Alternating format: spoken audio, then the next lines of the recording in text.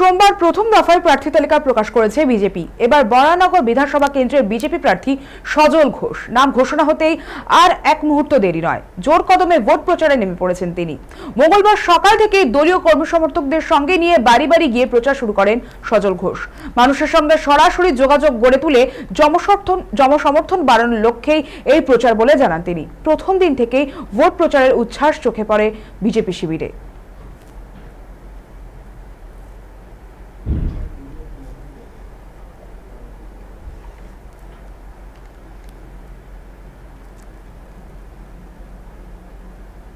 সকাল থেকে বড়নগরে কিন্তু প্রচার শুরু করে দিয়েছেন সজল ঘোষ।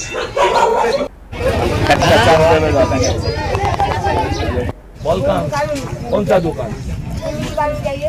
प्लास्टिक वाला। एक बार भाजपा को भी उठाइए, एक चांस दीजिए भाजपा को। বিজেপি প্রার্থী সজল ঘোষ আজকে গতকাল ক্যান্ডিডেট